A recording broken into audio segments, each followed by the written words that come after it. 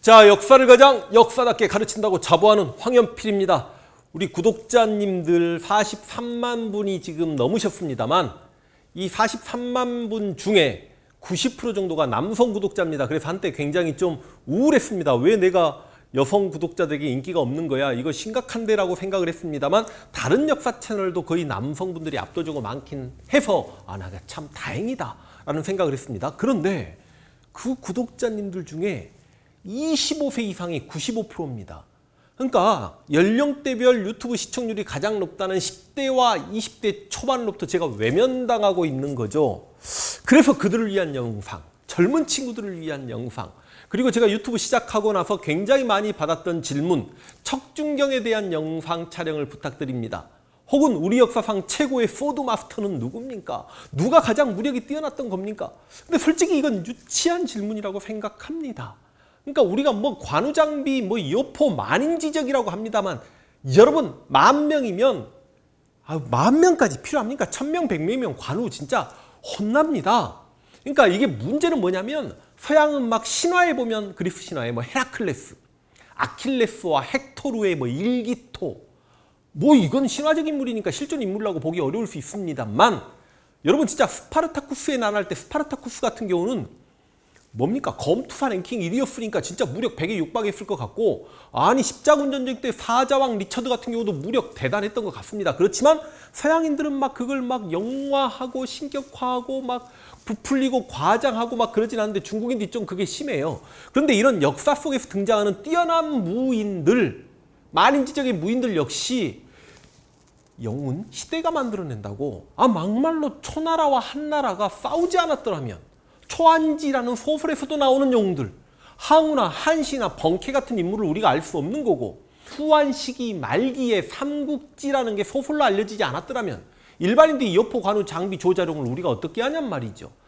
물론 여러분 BBC 선정 세계 인류 역사상 최고의 무장, 용맹함을 자랑했던 건 몽고 징기스칸이 가장 아꼈던 장수 바투가 유럽까지 원정 갔을 때 가장 넓은 영토를 구가하면서 아랍을 깨고 러시아를 때리고 유럽을 때렸던 수타이가 인정받긴 합니다. 그러면 우리 역사에도 여러분 항우, 한신 같은 인물이 있을까요? 또 하나 항우가 만인지적이라고 합니다만 막말로 항우도 한신을 무서워합니다. 여포도 장비가 싸우자고 하면 두려워합니다. 그러니까 예를 들어서 이런 거죠. 우리는 효도르 시대를 살아왔습니다. 60억 분의 1. 그런데 만약에 지금 러시아 사람들이 한 500년 후에, 1000년 후에 우리 역사상 최고의 포드 마스터는 효도르였다? 근데 우리가 효도르가 65분의 1 시절을 봤습니다만 어떻게 건불 10년이라고 인간이 20년, 30년 동안의 최고의 강함을 자랑하기는 어렵죠. 올림픽에 나가는 유도 선수, 레슬링 선수 아니면 권투로 세계를 제패했던 정말 대단했던 UFC 챔피언들도 10년 동안 그 챔피언 자리에 있기는 어렵잖아요.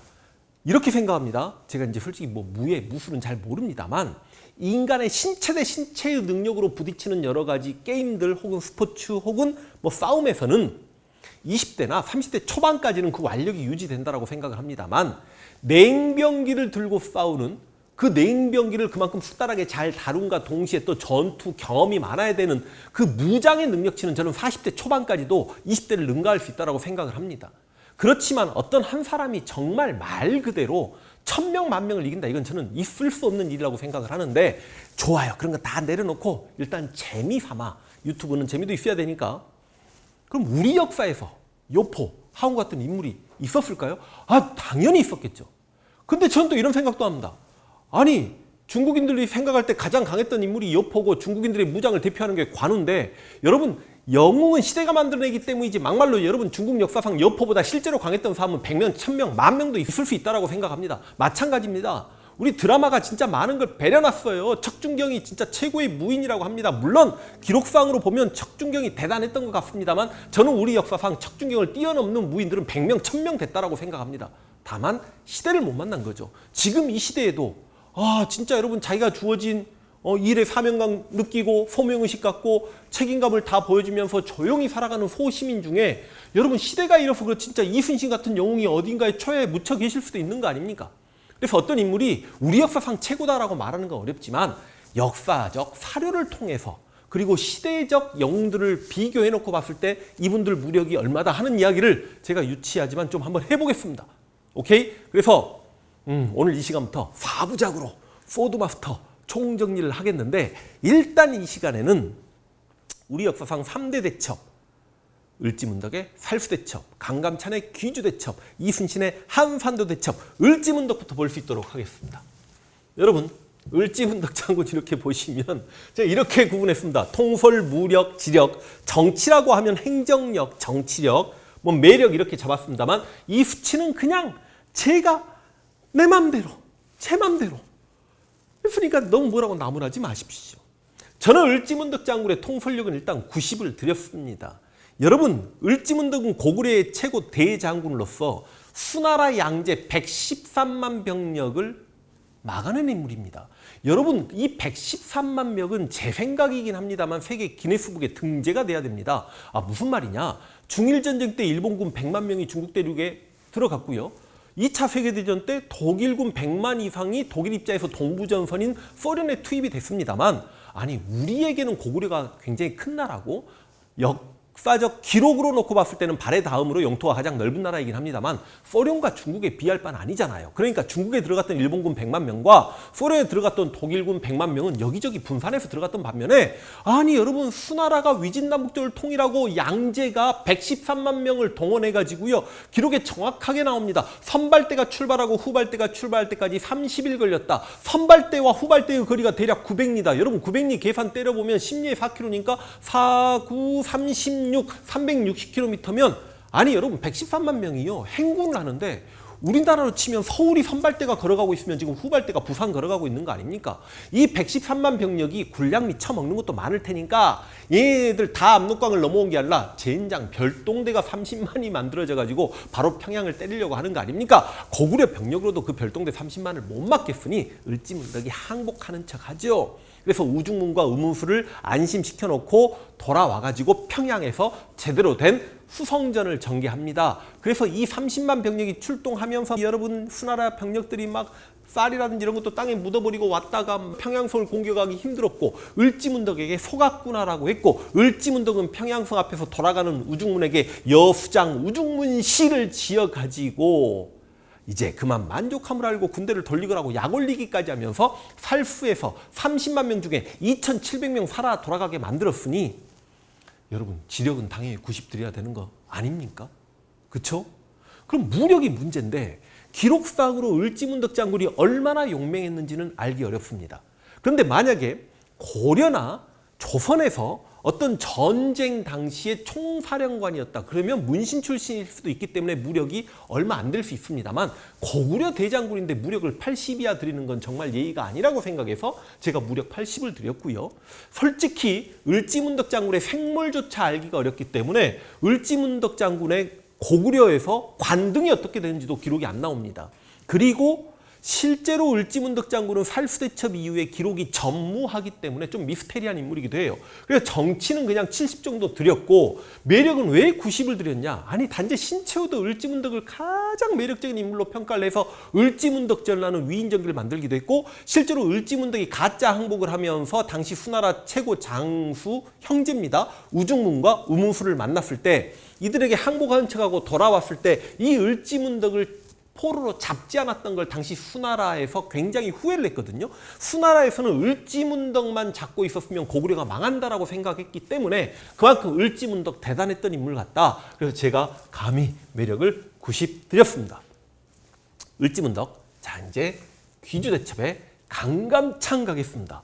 여러분, 거란, 요 나라가 1018년에 3차 침략을 합니다. 그러니까 솔직히 1차 침략은요, 소선영이 80만 대군 몰고 와서 서희가 외교적으로 막아냈고, 2차 침략 때는 요 나라 황제가 직접 40만 대군을 몰고 옵니다만 제가 고려편에서 이야기하는 양규 장군의 무쌍으로 막아내고, 3차 침략 때 소배합이 10만 병력을 이끌고 오는데, 이 당시 고려 왕이 고려시대 세종급으로 이렇게 칭송받는 현종입니다. 현종조차 항복을 해야 되나 고민하고 있을 때 강감찬이 어떻게 항복을 하냐? 싸우자라고 해가지고 고려 군졸들을 데리고 싸워서 이겼으니 통솔력을 80 들이는 건 너무너무 당연한 일입니다만, 고려시대는 무가가 존재하진 않았습니다만 분명히 문신이셨고 948년에 태어나셨는데 1018년에 거란의 3차 침략 귀주대첩이 그 해니 당시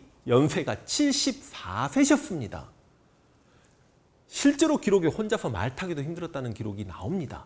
그 강감찬 장군의 탄생지 낙성대에 가면 강감찬 장군의 동상이 있습니다만 말고삐를 한 손으로 잡고 한 손으로 칼을 들고 계시는데, 저는 그 동상 볼 때마다 실제 저렇게 하시면 말에서 낙마하시는데 하고 생각을 했던, 그래서 제가 무력은 죄송하지만 20 드렸습니다.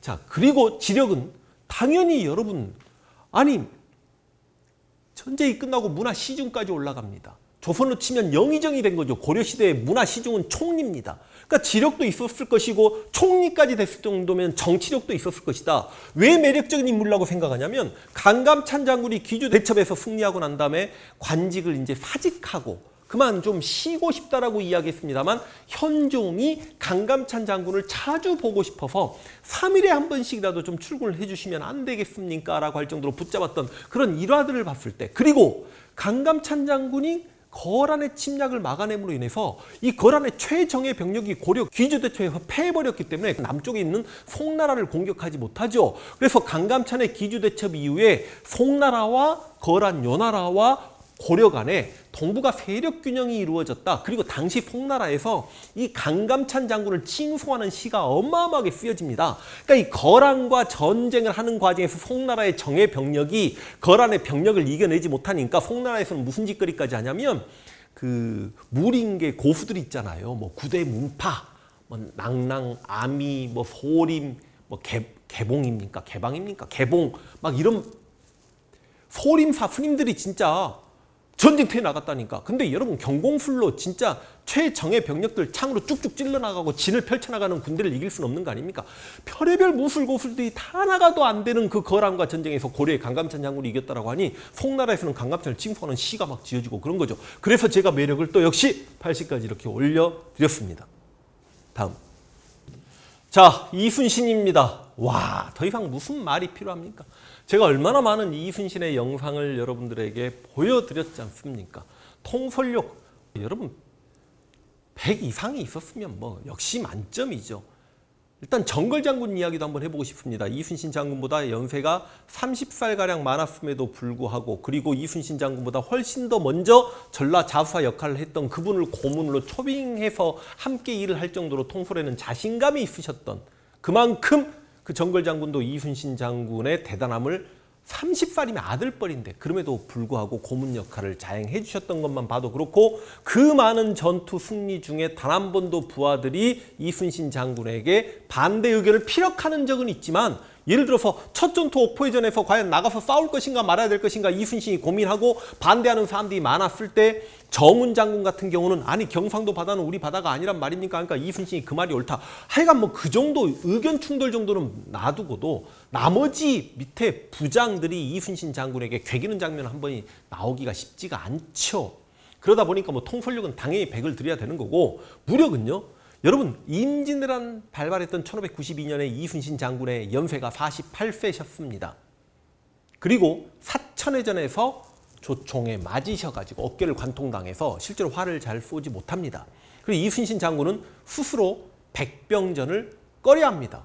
아, 여러분 이번에 토트넘이 맨시티 이긴 거 봤지 않습니까? 무리뉴가 막말로 백병전으로 가면은 맨시티를 이길 수 없으니까 백병전을 비슷한 거예요. 뒤로 축구할 때 수비를 중점도 하다가 역습하듯이 우리는 더 사정거리가 잘 나가는 포가 있으니까 그렇게 해서 이순신이 이겼던 건데, 이순신 장군은 다시 한번 이야기하지만 무과 합격자입니다. 여러분, 조선시대 무과 합격하기 쉽지 않아요.